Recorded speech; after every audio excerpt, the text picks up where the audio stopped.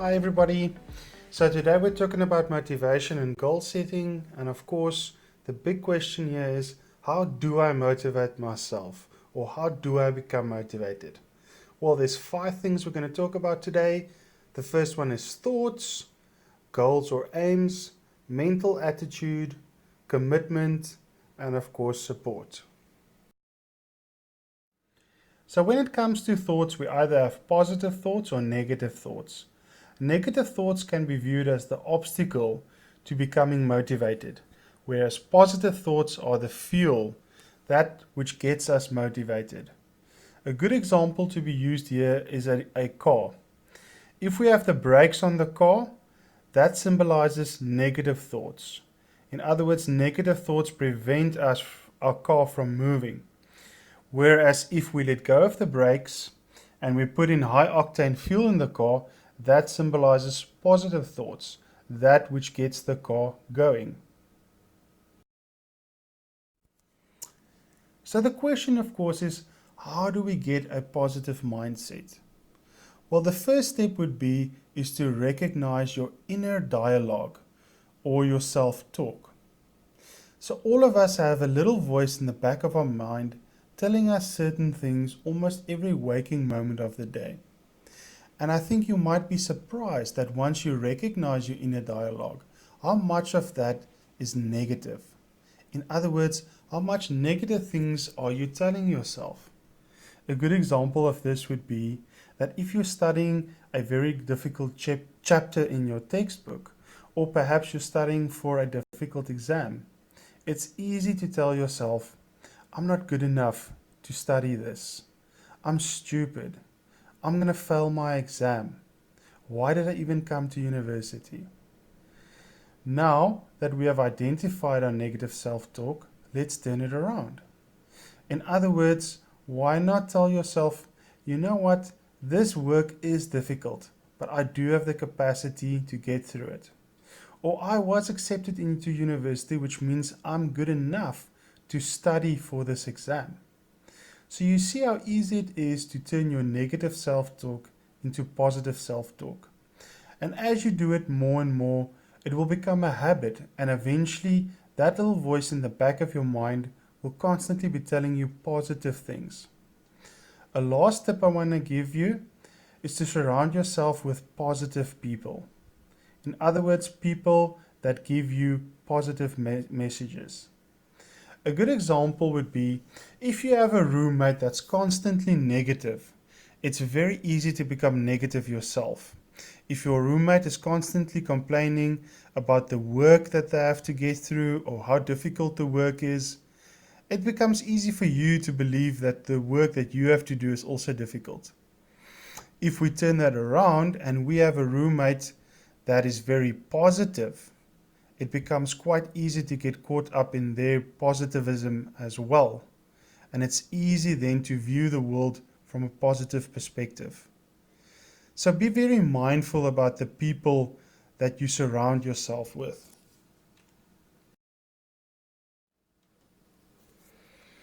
The second aspect I want to talk about is goal setting. And it becomes so important that when we set goals, we set SMART goals.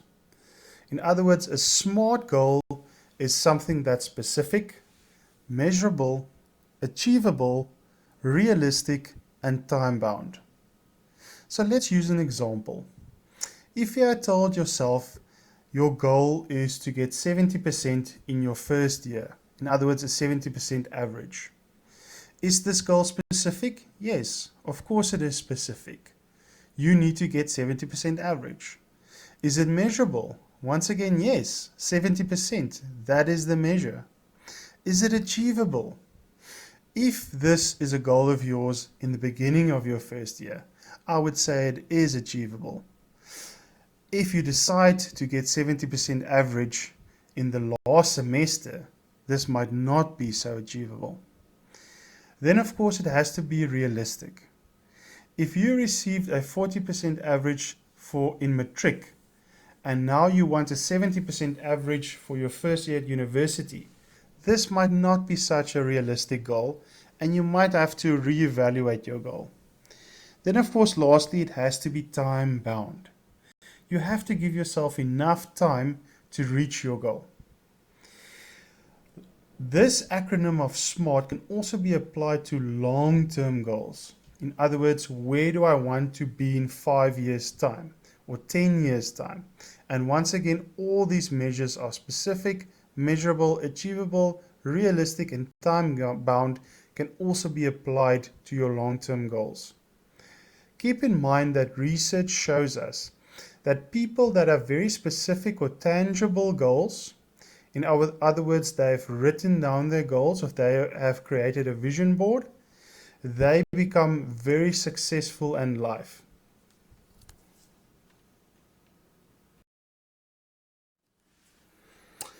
The third aspect I want to talk about is attitude. And of course, we can either have a good attitude or a poor attitude. So, for example, a lot of you might be studying your second or third choice, and you might be in a course that isn't necessarily your first choice. If you have a good attitude, you could be telling yourself, you know what, this might not be what I want to do, but let me stick it out and let me try my best. And perhaps if I get good marks, that would put me in a better position to change my course. However, somebody with a poor attitude might tell themselves, I'm miserable, I don't like this work, I'm not going to make it, I'm probably going to fail at the end of the year, and it's not my fault because I'm not doing what I want to be doing. This is a very good example of a poor attitude. Of course, the choice is yours. Are you going to have a good attitude this year or a poor attitude? And I can promise you, people with good attitudes are usually the people that succeed in life. The fourth aspect I want to discuss with you is commitment and discipline. Now we've set our goals, we have a good attitude, and that equals to commitment. In other words, goals can be viewed as the dream that we have for ourselves, but commitment is the action that we take to realize our dream. Now there's 4 tips when it comes to discipline, and the first one is setting a good routine. For those of you that come from home, your guardians or parents were usually the ones that set the routine for you. When you go to bed, when you get up, when do you eat? And this created a sense of security and stability in your life. However, being at university, a lot of you will perhaps be in a position where you have a lot of freedom and you need to set that routine yourself. It still becomes very important to get that sense of security and stability because that contributes a lot to being motivated. For example, if you decide that you're going to go to bed at 10 o'clock each night and wake up at 6 o'clock in the morning, that is a goal that you've set for yourself. And once you start sticking to that routine, it creates a sense of stability and you become more and more motivated to do that. Another good example of setting a good routine is to decide, I'm going to study between 7 o'clock to 9 o'clock each night. And that is a goal that I've set for myself, and I'm trying to create this routine. Now, this once again becomes very important because as you do this every single day, you become more motivated to do it, and you realize that the more you do it, the more academic success you will achieve. And so you become more motivated once again to do it. So you can see how this is a cycle of positive reinforcement. The second tip I want to give you is to remove or recognize and then remove temptation. So what do I mean by this? Well, all of us know what our temptations are. You know that if you're studying and there's a series on your laptop that you just have to binge watch, that can become a temptation. You know that if you're studying in a room with your boyfriend and your girlfriend being there, that could be a distraction for you.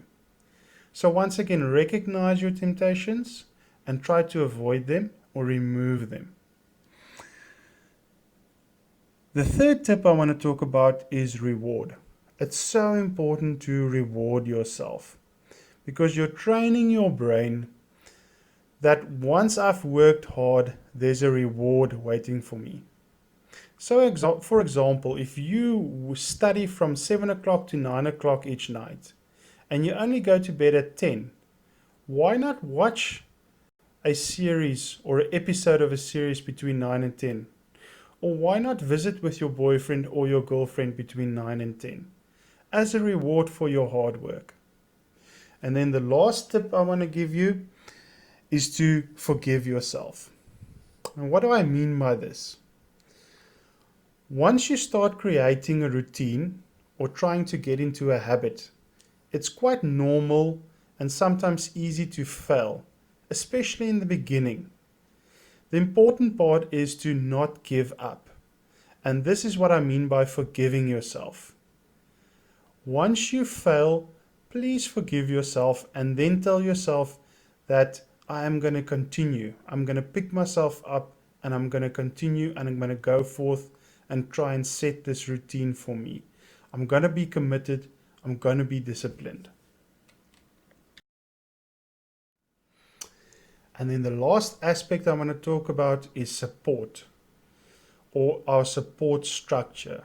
And this, of course, is our family, friends, perhaps a loved one, an auntie, an uncle, anybody that's close to you.